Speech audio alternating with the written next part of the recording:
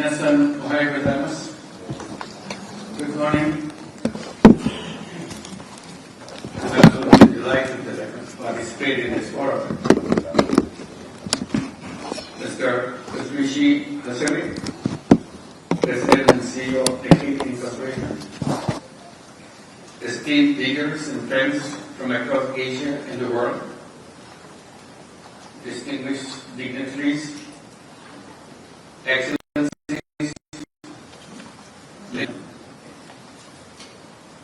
it is truly an honor and privilege to address this gathering of such an inspiring group of global thinkers and decision makers in the Nikkei Forum 30th on Future of Asia. Nikkei Forum has over the years become a guiding light of dialogue, vision, and resolve for Asia's future. I thank Mr. Hassan and CEO of Nikkei Incorporation for inviting me to speak at this prestigious forum. Standing here today brings back some special memories to me. 20 years back, in 2004, they honored me with the Asia Prize. That was an extraordinary, meaningful moment in my life. Since then, I have always felt a personal connection with Japan. Over the years, I've been to Japan many times. Almost every year, I visited Japan. I worked with Japanese universities, met young people all across the country, and shared my ideas and my hopes. I'm deeply moved by how warmly the people of Japan have embraced me and my ideas of social business and microcredit. Excellencies, as we gather here today to reflect on the theme, Asian challenges in a turbulent world, I must say that the world is getting increasingly turbulent. A time of great uncertainty. We're witnessing a world where peace is fragile. Tensions are growing, and cooperation is not always guaranteed. Conflicts are erupting in regions in Asia and beyond, with peace becoming elusive.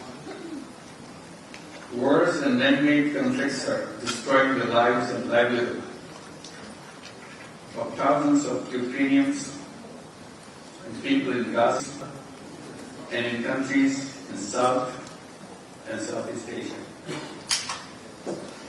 In our neighboring country, Myanmar, civil war has taken a brutal turn, and the recent earthquake has pushed an already deep humanitarian crisis into a greater darkness. Very recently, our two neighbors have fought a short but very expensive war. Regrettably, we are spending billions of dollars in fighting wars, leaving millions of our people starving or struggling for basic needs. I thank the leaders of the two countries for agreeing to a ceasefire.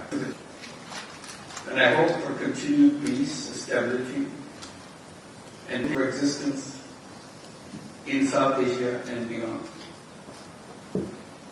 Moreover, millions around the world are being displaced by climate change.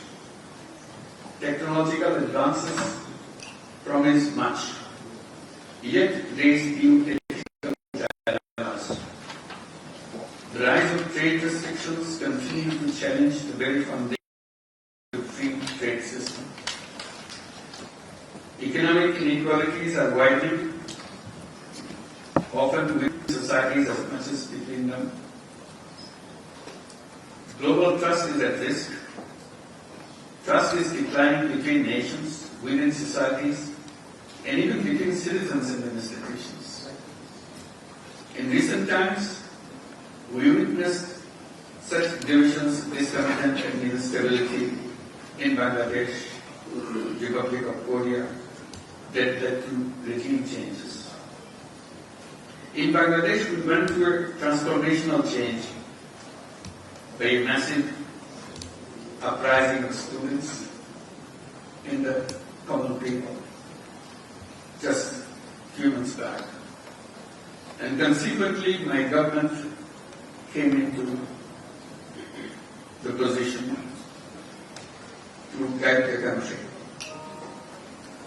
We are working hard to fulfill the dreams and aspirations of our people, to ensure justice, equality, freedom, and dignity of people, and prepare for a free, fair, and credible election, aiming at a smooth transition to democracy. We believe this is a chance to correct the wrongs, build new institutions, and realize the dream of a fairer society. Despite multiple domestic challenges, Bangladesh is playing a role in contributing to global peace and security through participation in UN peacekeeping and peace-building missions, and hosting more than 1 million Rohingyas fleeing persecution in their homeland in Myanmar, purely on humanitarian ground. Asia, home to more than half of the humanity, sits at the epicenter of this uncertainty. It is also at the center of possibility at the same time. Challenges we face are formidable, and so is our collective strength. In this reality, I believe Asia has an opportunity, perhaps even responsibility, to show a different path. A path of peace, of dialogue, of inclusive growth. Not just growth in numbers, but growth in people's well-being, in trust, in hope. Distinguished guests, we are not powerless in the face of these challenges. In fact, we are at a turning point in history. The choices we make today will decide what kind of world we leave for our children and grandchildren. That is why we must come together, not just to discuss problems, but to shape solutions. Solutions that are inclusive, fair, and rooted in our shared humanity. I often have been saying, making money is happiness, but making all people happy is super happiness. We need to shift our focus from individual profits to collective well-being, from short-term gain to long-term vision. In my own country, from starting with Grameen Bank, with small loans given to poor women in the villages, to spreading social business ideas, social business ideas across the world, I have learned one thing very clearly. People are not born to suffer. People are born with unlimited potential. We just need to give them the right opportunities. That's where I come and present a simple idea of creating a world of 3 zeros. Zero poverty, zero unemployment, and zero net carbon emissions. This is not a dream. This is the direction. A goal we can all work together. Governments, businesses, universities, and individuals. To get there, we need a new kind of economy. One that is built not only on competition, but also on competition. Not just on consumption, but on care. This is where social business comes in. A business that solves problems, all problems, not just making profits for the persons. Ladies and gentlemen, as we look to the future, I believe Asian nations can work together even more closely to address shared challenges and unlock new opportunities for prosperity and better life. We need to build a clear path towards a shared future and shared prosperity. To this end, we have to work together. First, convert Asia's interdependence into cooperation. Asia's diversity of economies, cultures, and political systems is both a strength and is a test. Our fates are increasingly intertwined. A supply chain disruption in one country ripples across borders. Environmental degradation in one part of Asia affects rainfall patterns in another country. Political instability in one region impacts global energy and trade flows. Our job is to convert this interdependency into cooperation, not conflict. To invest in shared prosperity is not a zero-sum rivalries. Second, forge robust economic and technical cooperation. Asia needs a stronger and sustainable way to finance its development. Regional development banks, financial institutions should take lead in funding our growing needs. Asia is still one of the least connected regions in terms of trade. This lack of integration holds back investment and business opportunities. We must act now to improve trade partnerships across the region. Asia should build a strong technology ecosystem, one that is inclusive, fair, and sustainable. Third, promote inclusion, empowerment, and sustainability. We must not forget the billions who still live on the margins, disconnected from the opportunities, vulnerable to shocks. My life's work has shown that poverty is not created by the poor. It is created by the system, by locking doors for the poor people. We must redesign that system. The world we inherited was built on assumptions of trickle-down economics, centralized control, and the policy of wealth maximization.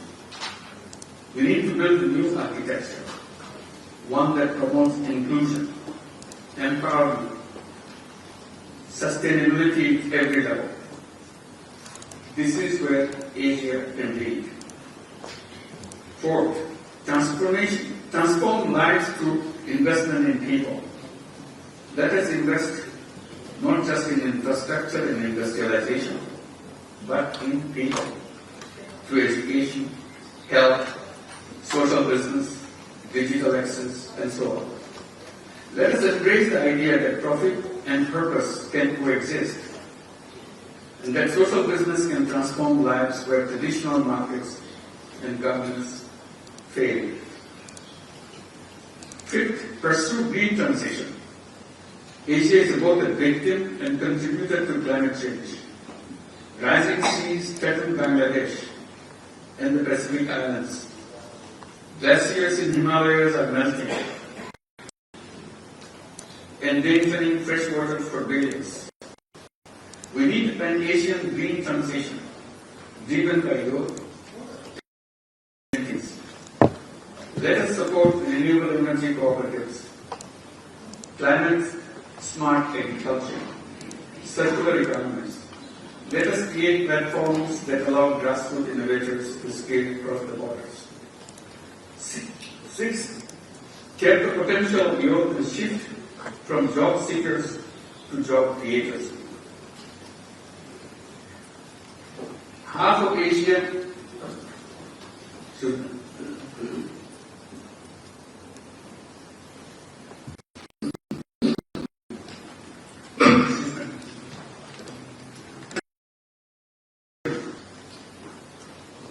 who are Asia's greatest strength.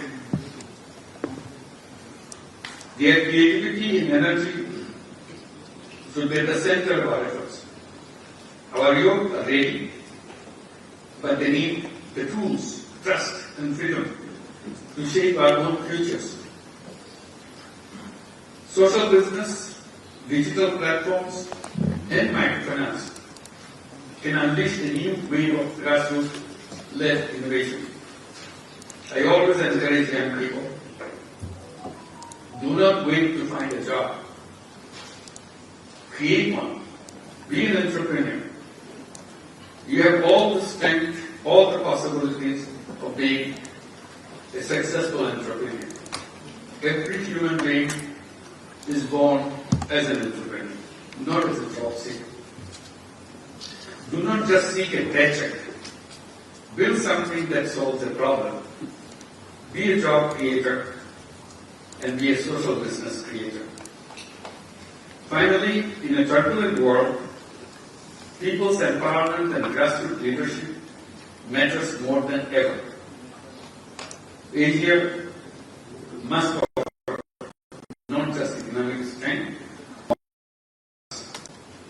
one that champions peace over power, cooperation over competition, sustainability over short-term gains.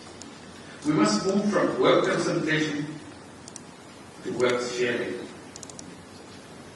from capitalism for profit to a capitalism with purpose, or may even remain as an economy for the people. It's not capitalism. In my country, Bangladesh, we have seen how social business has uplifted millions. Let that be a lesson. When people are given dignity, trust, and a chance, they rise, they become free. Not just as workers, but as creators, as change makers.